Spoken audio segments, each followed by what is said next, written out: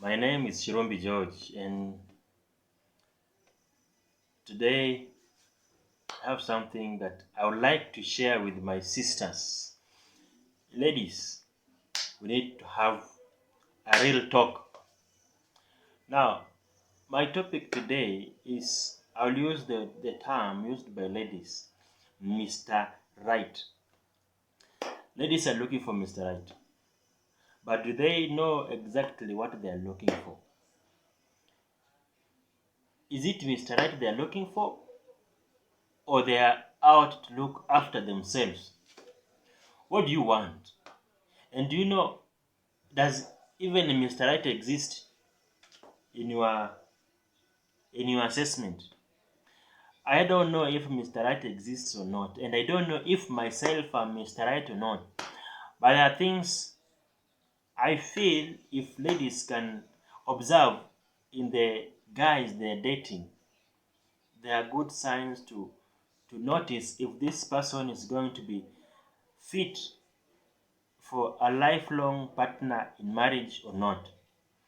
I'm not saying that this person is going to be perfect in any way, but at least is going to be a person you can live your life with in a very soft way without more hiccups. At least there are hiccups, but very minimal that you can survive with. Now, who is a Mr. Right, or what are signs that you can see in a man and notice this person I can spend my life with without any problem?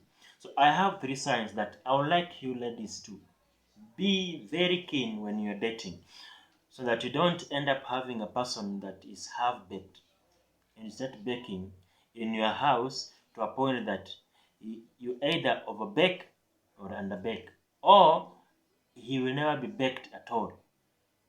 So you live a frustrated life your entire life. One, one sign that you should observe in a real man, a man that you want to spend your life with, is he real enough? Now, being real is just letting know the person you are dating exactly who you are. You don't hide things about yourself. You tell him about your relations, your family, your background, your profession, your status, what you do, what you don't do, what you like, what you don't like. And you're saying it genuinely. You are proud of who you are, whether it is something people appreciate in the society or not. If you are a mechanic, yes, I am a mechanic. If you are a doctor, I am a doctor. If you are a carpenter, I am a carpenter. If you are a lawyer, I am a lawyer. You are not ashamed of any profession because you think that's what defines your life. You are not defined by anything for that matter. Now, my question is to ladies, are you really looking for that person? Because if you are looking for that person, then there are so many people with that qualities that you've been overlooking because of some few elements that you don't like about them. Maybe they are poor. Maybe they don't have six pack and you're looking for a six pack person. Maybe they don't have the monetary accumulation that you're looking for, whichever. So you think that person is not fit for you, or maybe he's not Mr. Right for you. There are things in life that are variable. Things like money, six pack. There are six packs that have been there and they have disappeared today. They are no longer there. They don't exist.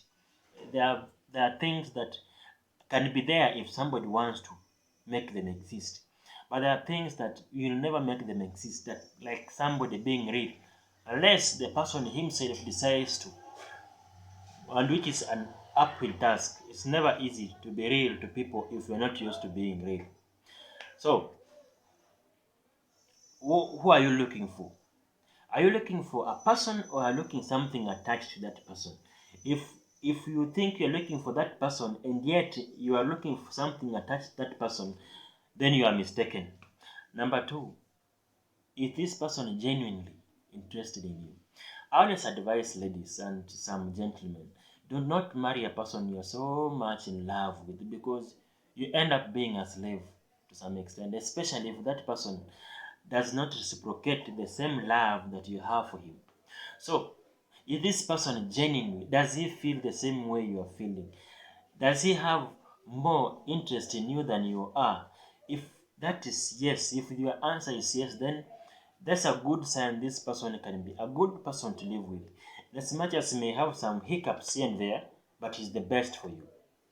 But if you are going for the person because you have feelings for him, you are in love with him, without checking whether the person loves you in return, it's a mistake. Then number two, again, if you are just going into a relationship because you are in love alone or because you love each other alone, it's not enough. There are so many factors that you need to check before getting to marriage, not just being in love. Number three, responsibility. Is this person so responsible about himself? If he's not responsible of himself, he will never be responsible to whatever will happen in his life, including you. A responsible person, you don't need to ask. He's just responsible the way he is, even in his talking. The way he measures his words is out of responsibility. He knows the effect of words when they come out of the mouth. This person is responsible in even his walking. The manner you walk has a lot of consequences to the people around you and how they evaluate you. So they are so careful about so many things about them. That's a sign of responsibility. A responsible person will keep his family. He'll have his mind fixed on the welfare of the family, the medical cover, the education plan, the livelihood of the person, the social effects around the person. The responsible person, you don't need to go to school to know him. You just smell him. In fact, for ladies, you have these instincts that are so sharp than men. You always notice something before it exists. So use that ability to realize who you are dating. Do not be blind.